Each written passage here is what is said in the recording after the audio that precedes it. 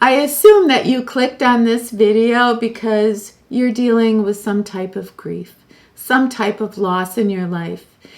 And what I want to do is talk about how I struggled with the loss of my mother and the loss of my marriage and my husband.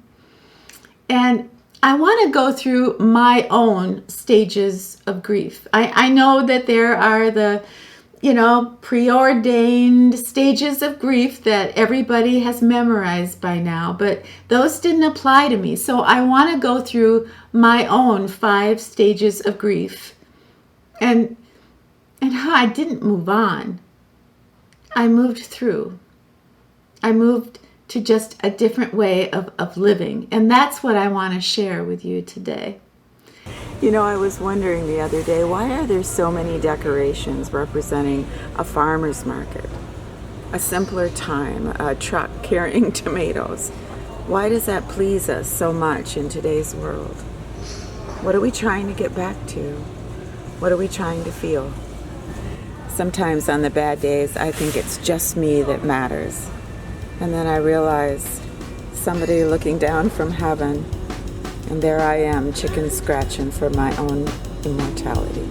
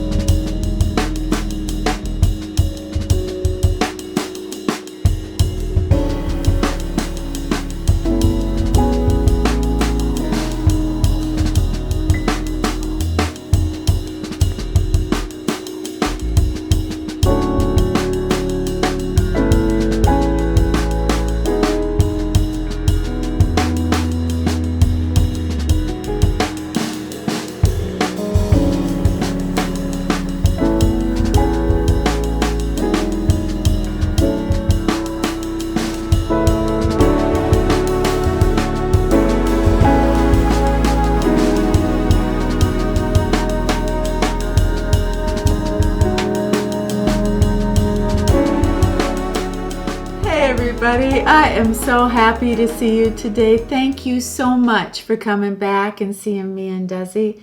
I hope you had a good, safe week. And today I have something a little special for you. It's a requested video, and I am doing a video on grief. I want to share with you the experiences I have had with grief and how I have coped, some of the good things that I did, and some of my mistakes. I want to share it all with you. And I'm hoping by the end of the video you'll say, yeah, well, that was worth it. I learned something. Or I relate to something. Or maybe you found comfort in something. Another reason this video is so special for me today is this is a collaboration between me and a beautiful woman named Barb. She has a channel. I will link it below. Her channel is Take Control Beauty. I love that name. And she's beautiful. She's positive.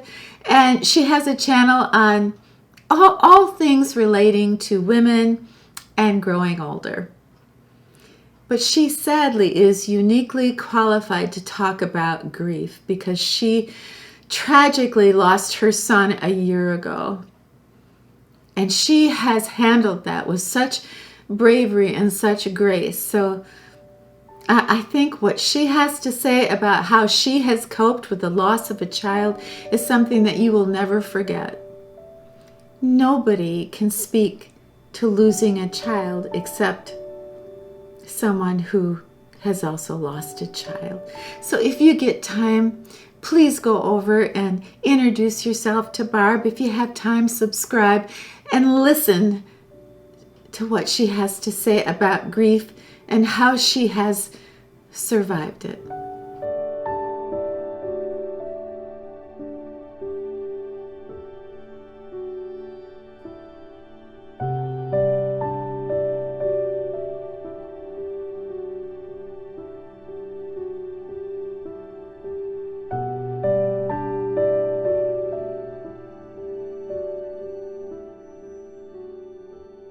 The first stage of my grief has always been shock.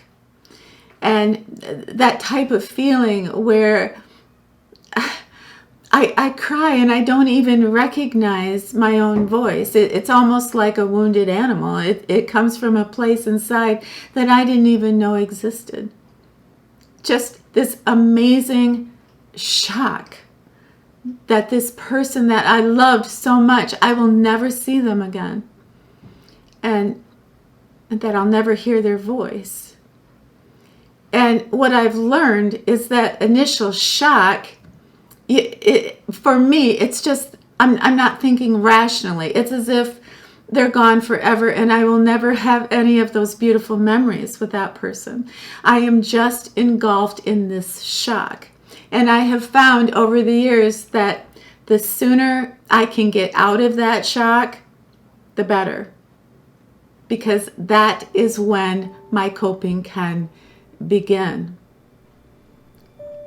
But it's something that you never forget. That sound that I made the night my mother died.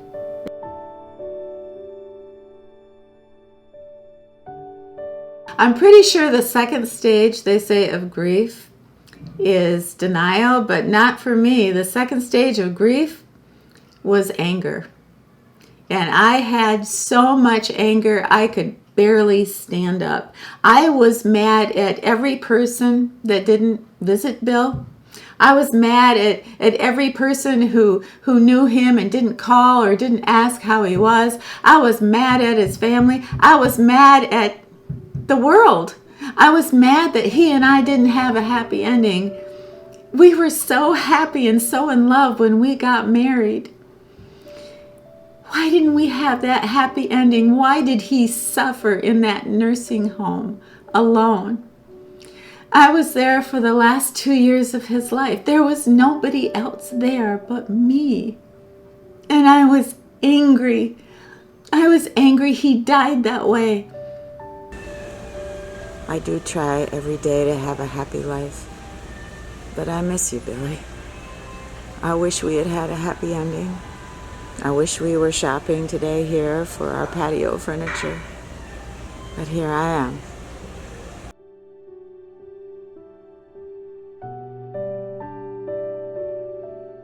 If I had $5 for every time somebody said to me, "Don't live in the past," I would be a very rich woman. Nobody wants to live in the past. But when you lose somebody, you do live in the past. And there's no denying it and there's no helping it, at least for me. So I called my next stage of grief the movie drama stage. And that is where every single thing that I did with my loved one is playing in my head like a movie and I don't have any control over it. Every time I did something wonderful with them, I remember it. I can remember the day that Bill proposed to me. I can remember what the room smelled like because there were roses in the room. I remember what it was like when we bought our first house together. And I remember the first time he looked at me when we were going out on a date and he said, "Baby, you look like $1,000,000. And that would play over in my mind over and over again, like on a loop. All these amazing memories in movie form. And then slowly the drama would set in, and then every fight we had and the drama and so many regrets, so many things I wish I had done 30 years ago, 25 years ago. Why not? Let's live in the past. It's just a stage of grief for me. That's just the way it was. That's just the way it is. And I can't say that I move on from that, but I do move through that. The movie does have an end. That endless loop does stop. I promise you, it does. And all those things that perhaps you beat yourself up about, like when I think, why didn't I buy my mom that warm winter coat? She always wanted a china cabinet. Why didn't I go out and buy her a china cabinet and fill it full of china that she would have loved. Why didn't I do that? Over and over and over again. The movie does stop. It does. Every once in a while when I come here, I see an older couple and they're holding hands and they're shopping for a grill. I wonder to myself always, do they know how lucky they are?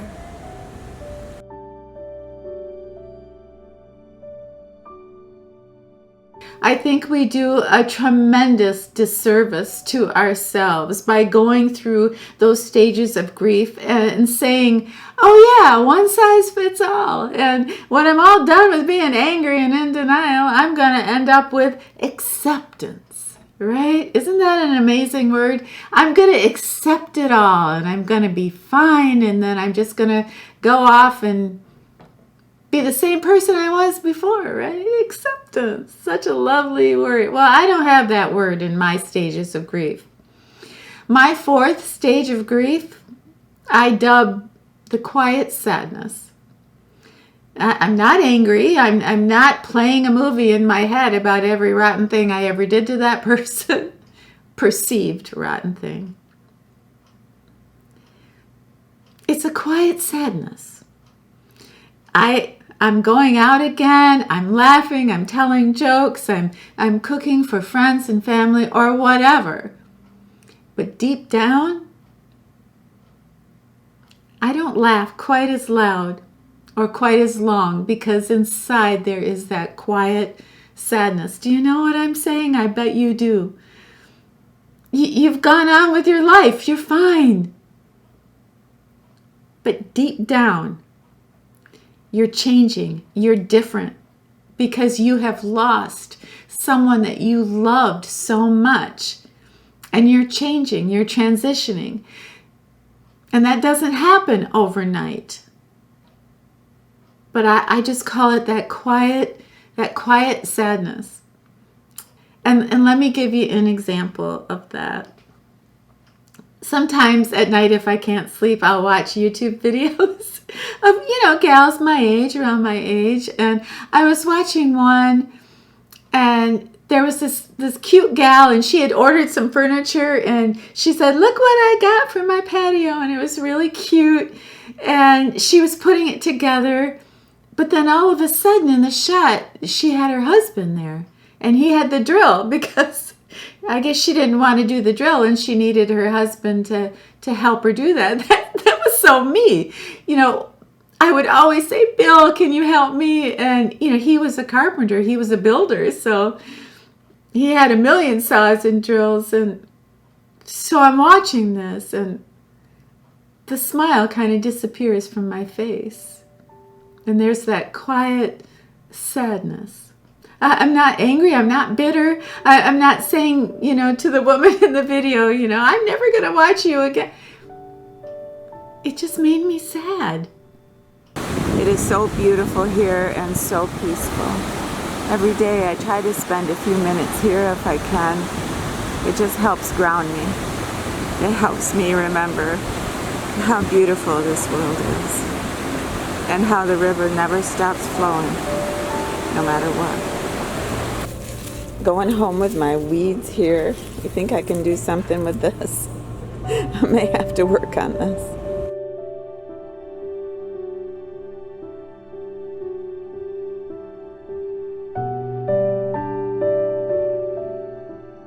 My very last stage of grief personally, I have dubbed that peace. I am at peace. I have found peace and I live in peace.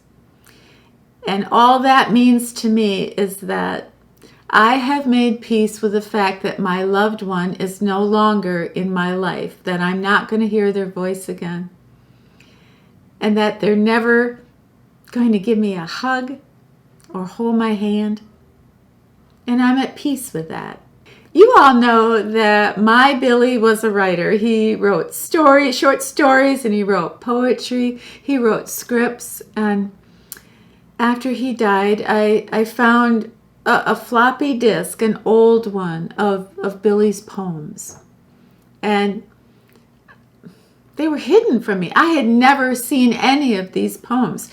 So the first one that I took off the disc was about me and our marriage and how he felt. And he wrote it when we had been together for 5 years, but had just gotten married. And when I read that poem, when I first read that poem, I had nothing even close to peace. I had tears and, well, you can imagine.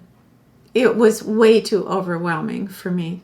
But I printed out that poem and I framed it, and I have it in my home. And I look at it every single day.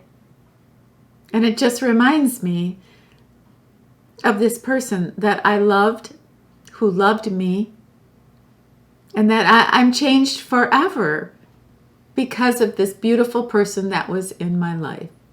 I don't think it's possible that we lose somebody we love and then we just are the same person.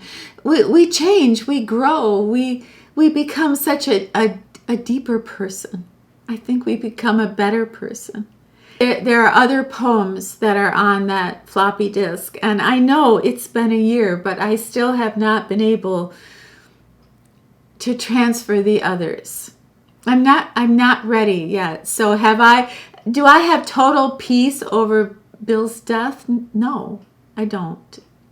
And what truly helps me, what truly has helped me more than anything cope with it all, is thinking, what would Bill want for me? Would Bill want me crying every day? Would Bill want me just brokenhearted and just throwing in the towel and just eating Oreos and staying in bed all day? That doesn't sound half bad, does it? More than anything, Bill wanted me to be happy. He wanted me to be warm in the winter and cool in the summer. He wanted me to express myself artistically. He wanted me to love and be loved. And I owe that to him.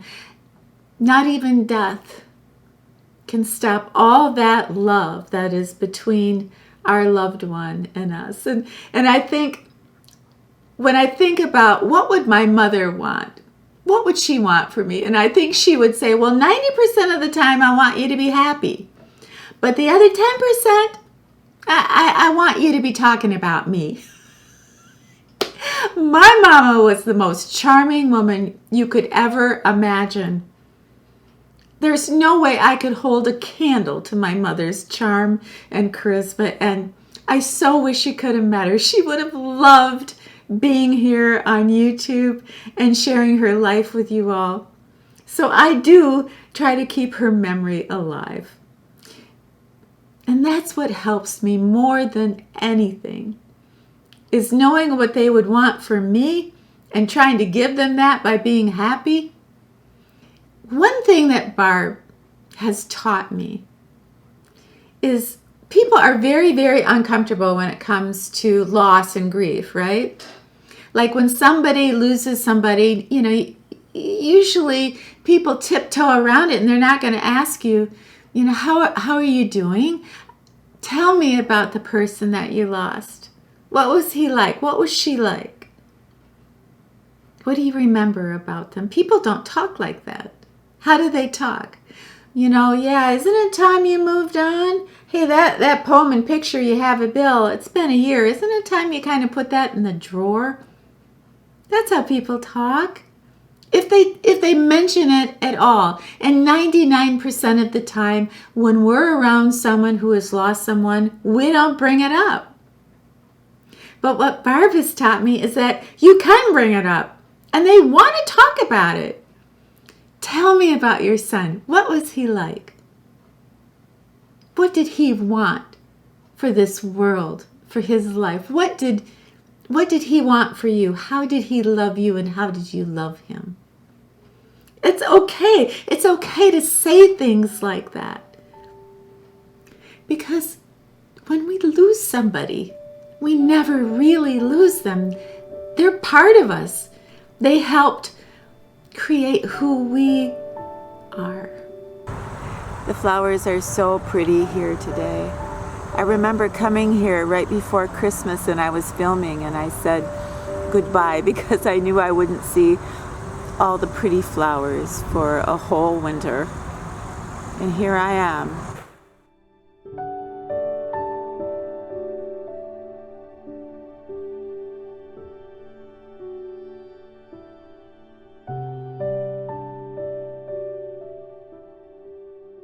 Before I wrap this up, I wanted to address one thing that I know will happen in the comments. Some of you will say you're disappointed in me that I talk about loving, missing, or mourning my ex-husband, Billy. And I just wanted to clarify this. I know you can't quite understand how I could feel love for a man that divorced me, right? Left me high and dry. Well, let me just say, we were together almost 3 decades. And out of that time, we were only apart for 6 years. And I knew when I married Bill, I knew before I married Bill that he had mental health issues, and I chose to marry him anyway. And he depended on me. He loved me. I was the love of his life, and he was that for me. And because he had an abusive childhood and I had an abusive childhood, we bonded. We understood each other. He understood me better than any other man I've ever known in my entire life. Every week when I come talk to you, over my left shoulder in my living room is a beautiful piece of art by Andrew Wyeth called Christina's World. It's a picture of a broken woman who is isolated and looking longingly at a home that she cannot reach or obtain. And you know how I got that painting? Bill. For my birthday, he bought that print. He had it framed and he gave it to me for my birthday because he understood that's how I felt. He understood the woman that I was. And we were extra kind to each other because we knew we had suffered such abuse as children. So we had so much love.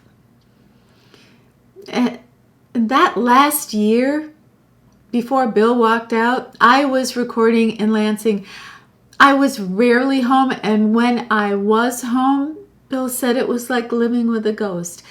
Suddenly, I wasn't there to nurture him or care for him or even talk to him. And how he took that hurt was he walked out. And because of his mental health issues, he never looked back. So I forgave him and I loved him and I understood, and I take the blame for so much of what happened. And you have to know that.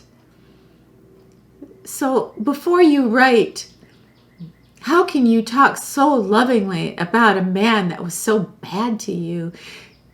He wasn't bad to me. He just went missing because I went missing first. The perfect afternoon. After attending a wedding, my wife and I returned to the house, and in the yellow light, we talked and listened to the music she had recorded years ago. As I listened, it occurred to me that I had never heard it before, and that, in a sense, we were getting married too.